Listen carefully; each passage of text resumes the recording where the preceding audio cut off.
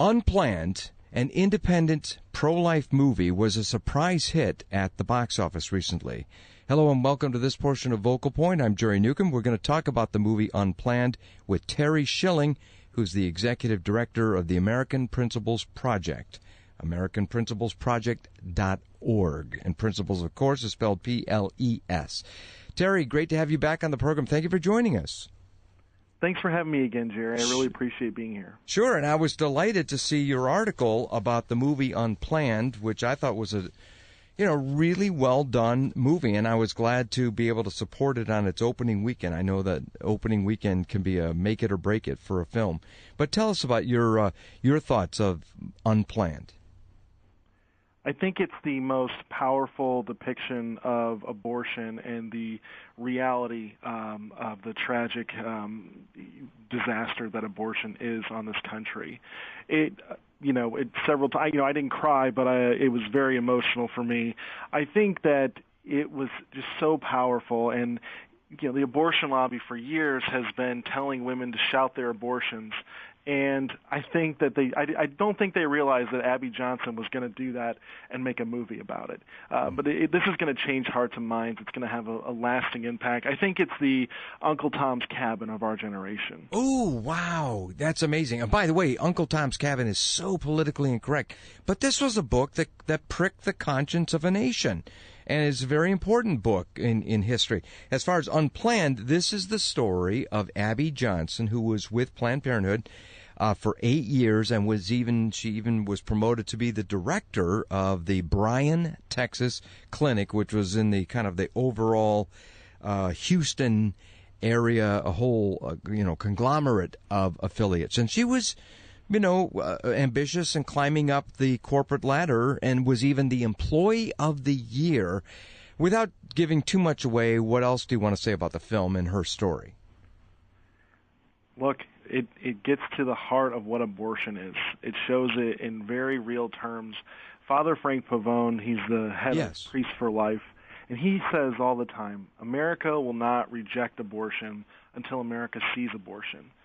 What this film does so well is it doesn't just show what abortion is. It shows how Planned Parenthood has built an entire profit model off of abortion. Mm-hmm. It shows that Planned Parenthood encourages more and more abortions because that's where their profit margins are. It's sad and it's sick. And I think that that's one of the main reasons that makes this film so powerful, is it doesn't just show how bad abortion is, but it shows the motivating factor behind the abortion business that is Planned Parenthood. Every time you look on the news and they're talking about abortion, they're talking about it as if this is a good thing for women, that this is something aimed at meeting the needs and desires of women. It's not. It's an industry that's designed to make money for abortion doctors and for Planned Parenthood. And that's just the most powerful part about this film, I believe.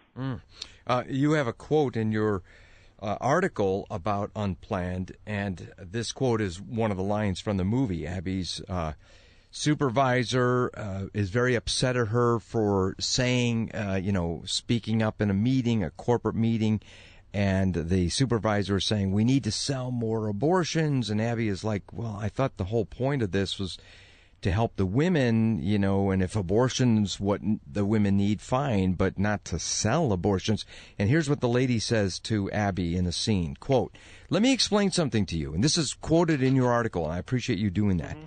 Here she says to Abby, let me explain something to you. Fast food outlets look to break even on the hamburgers they sell. That's all they do is break even. Do you know how much they make? Do you know how they make their money? On the French fries and the soda, the low-cost, high-margin items. Abortion is our fries and soda. But somehow you've just decided that it's no longer your priority. Abortion is what pays your salary. Corporate policy is simple. We are an abortion provider. And, this is all based on, the true story of Abby Johnson. Your comment on that supervisor's remarks?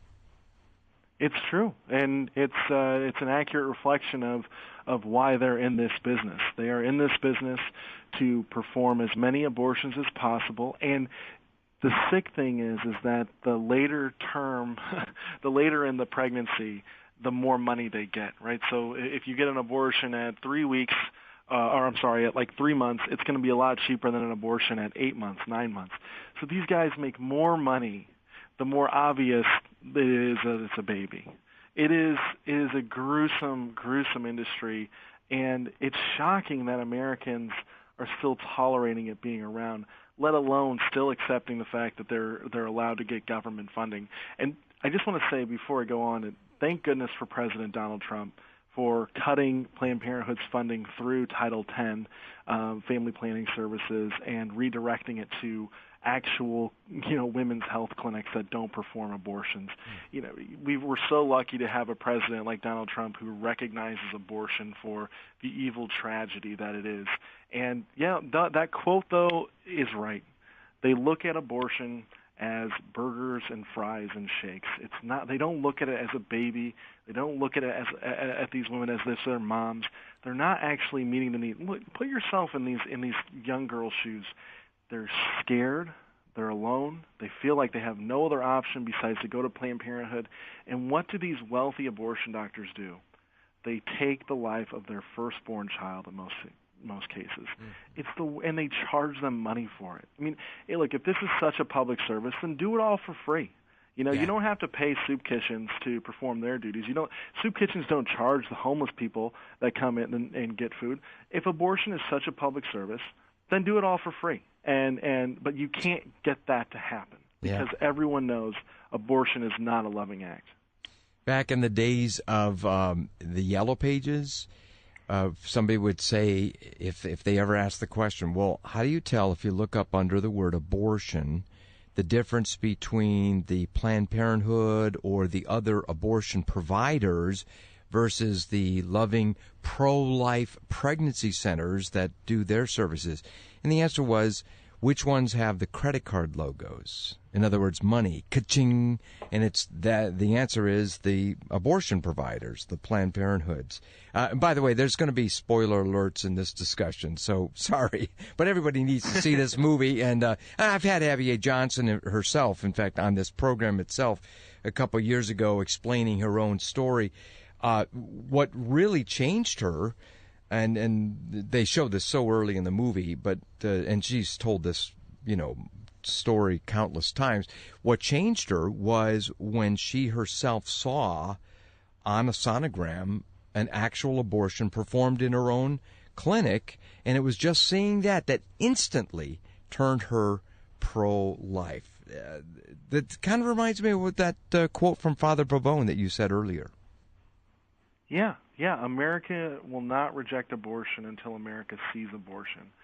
Look, this movie is so powerful, and the Twitter, even all these guys in Hollywood and the elite class, they tried their best to shut it down. Yeah. I don't know if you saw the box office ratings for it, but it placed fourth out of all the movies that were out there this weekend, despite being on a quarter of the amount of theater screens that the other movies were on. The thing is, this meets a need of the American people. The American people are good. They are loving, they are compassionate, and they want to do the right thing. And what this movie does is it meets that need to know what is right and what is wrong. It exposes Americans. It wakes them up. I've seen several friends of mine who are pro-choice on Twitter and on Facebook commenting about, their thoughts on abortion after seeing this. I haven't met a single one of them. I haven't seen a single comment where they're still pro-choice all the way up until birth. This is changing hearts and minds directly. And it's just such a powerful. I was saying to one of my friends before I called in here, I think that it does such a great job. Is it paints Planned Parenthood as the Walmart for abortions. Yeah. All they care about is providing as many abortions as possible to as many people as possible, because that's how they're going to make their money. Yeah, by the way, as far as America's attitudes toward abortion, more than 20 years ago, I had the privilege to interview George Gallup Jr., the pollster, and he had said that 20% of Americans are strongly pro-life, 20% of Americans are strongly pro-choice, 60% are in what he called the mushy middle. And polls can be done to get them to be pro-life or pro-choice depending on how you actually word the poll. I've never forgotten that, because I think that's where we are. And I think when you were saying America, a lot of Americans are good. Of course, there's no one good, no, not one. But I know what you're saying, that there are a lot of people of goodwill out there. I think that's that kind of 60% mushy middle. But talk a little bit about Hollywood and how Hollywood tried to spike this movie, and even now they're trying to spike this potential law in Georgia that's really, geared towards, okay, once the baby has the heartbeat, then you shouldn't abort them. And Alyssa Milano and 50 Hollywood stars are saying, wow, we're not going to shoot movies in Georgia if they do that law. Yeah, I saw that video of those celebrities opposing the law in Georgia, and I didn't even know half of them. But apparently they're famous, and apparently their opinion matters more than ours.